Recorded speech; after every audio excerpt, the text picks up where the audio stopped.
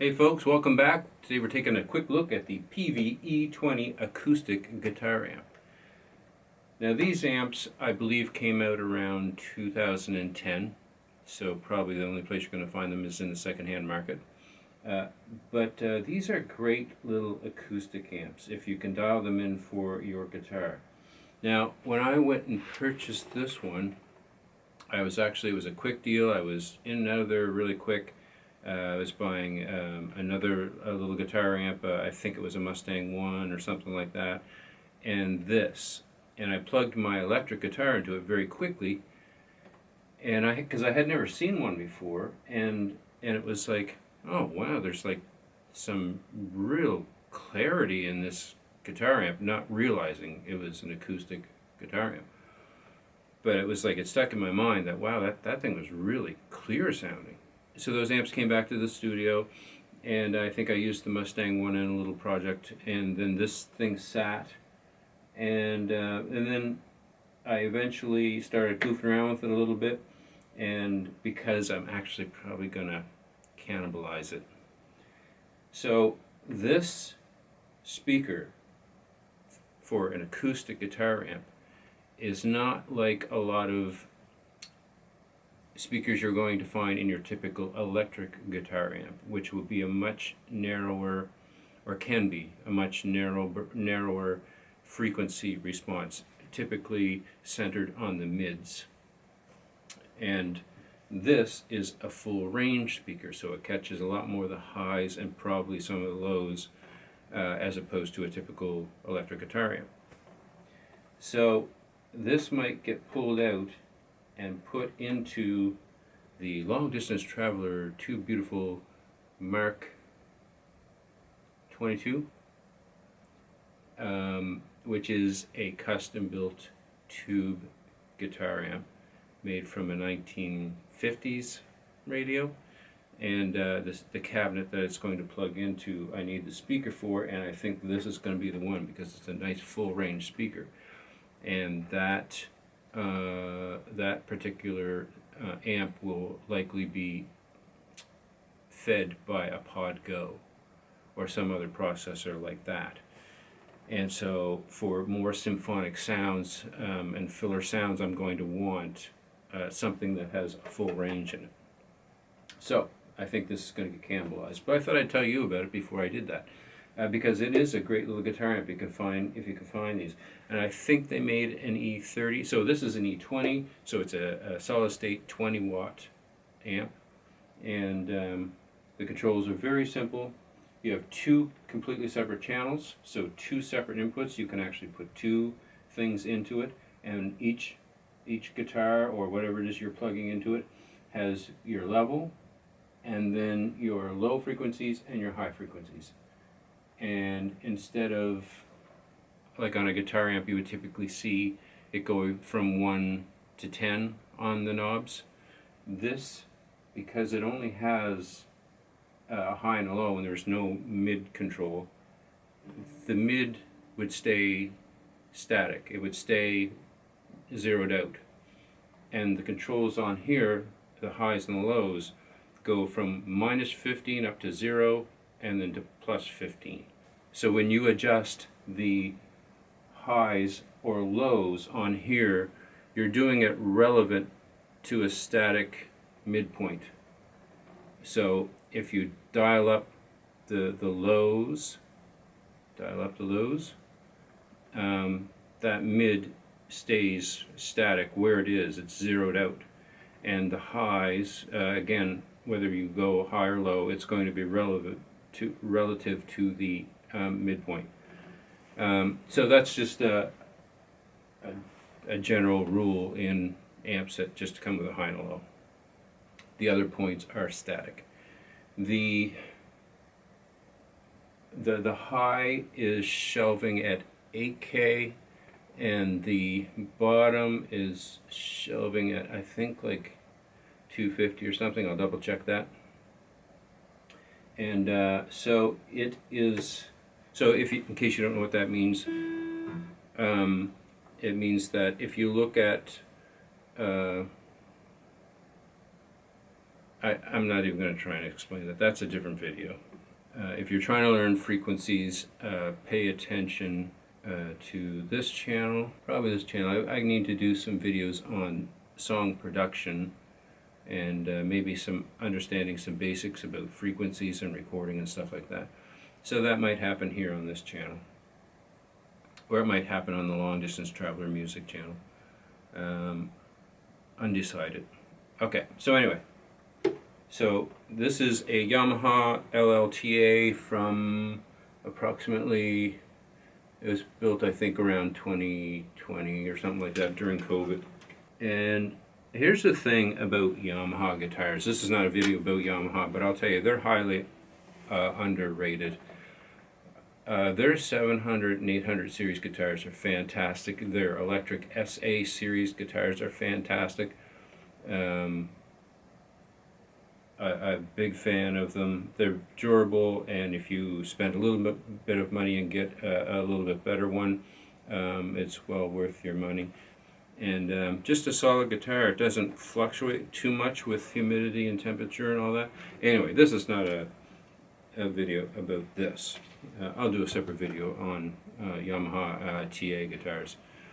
So this is the LLTA. So if you know about this, they have effects dialed, built right into them that come out the sound hole. Not they don't have to be plugged in.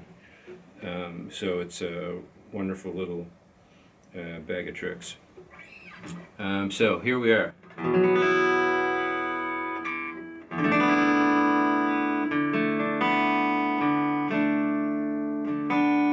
So to me it's a little bit mid-heavy, so I'm going to put in a little bit of low, a little bit of high. So I've got both of the high and low at about 2 o'clock.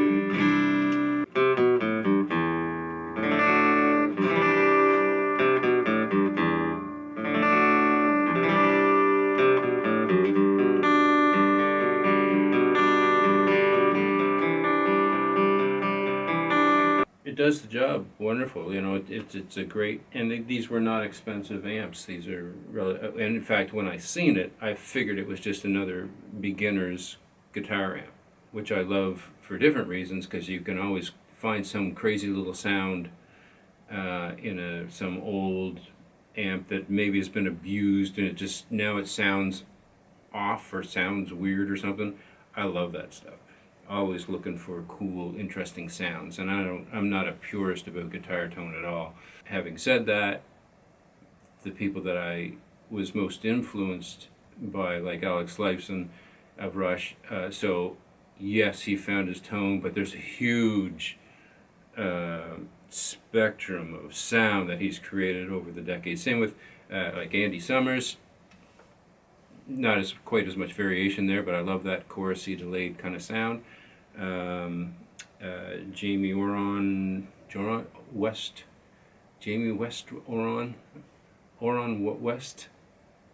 of the Fix.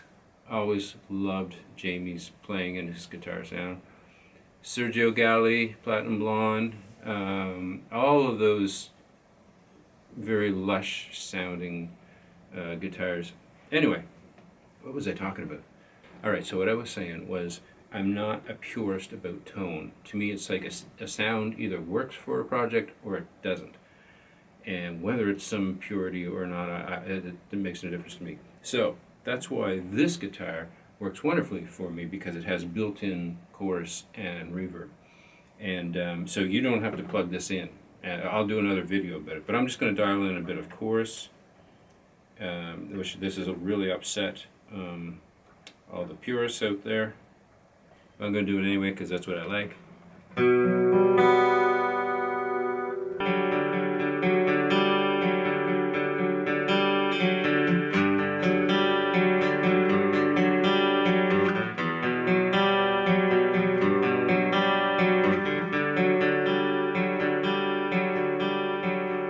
then when I think with that lick, I go, oh, no one at the bridge, Rush.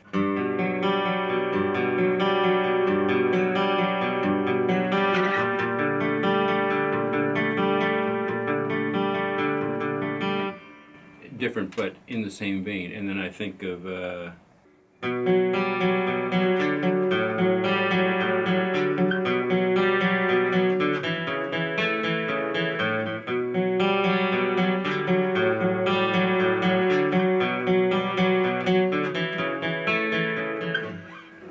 little bit of James Hetfield in there. Just love all of those kinds of sounds. Lifeson.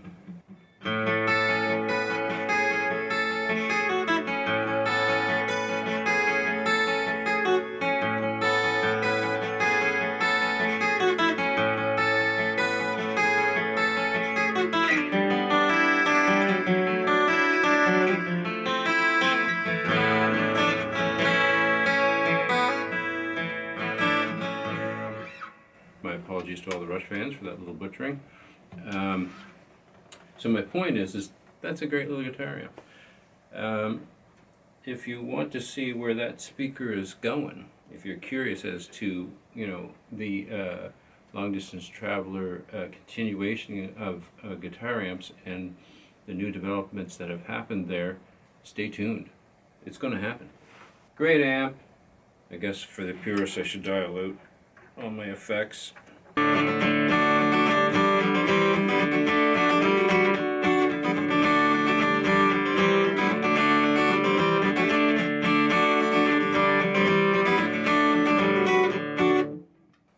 But anyway, so if this doesn't sound just right for you, just remember there's a whole lot of variations in the sound chain before it gets to you, and a lot of those you can maneuver. From the guitar that you're using, the way you play, the pickup that's in your guitar, and then how you dial the controls on here, or are you going into a processor before you get into here, or a preamp? So the variation possibilities in the sound that you hear on YouTube from anybody's sound review, it's something, but it's not everything. There's just so many variations. Anyway, I should stop that one. Anyway, great little guitar amp. If you want to see how I'm going to butcher it, come on back. Another video coming soon. Oh yeah, I think this is where I'm supposed to say, hey, hit the like button, hit the subscribe button, hit the bell button, hit the ding-a-ding-a-dingy, the ding-a-wing-a-wing. No, more interestingly, leave a comment. Tell me what you thought of this video and whether I should just quit while I'm ahead. Haha.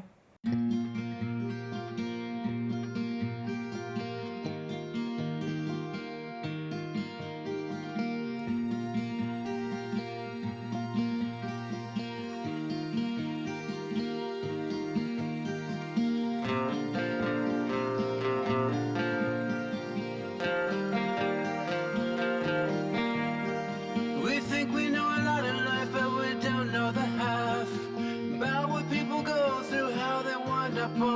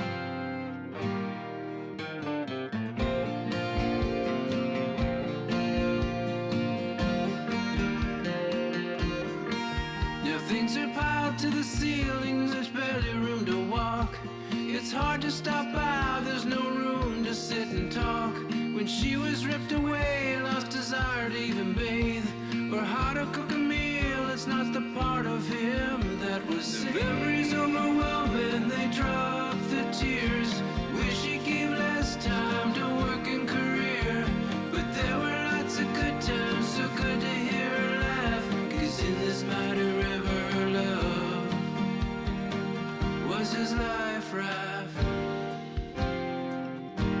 He's lost without the girl. He's lost without the girl. He's lost without the girl.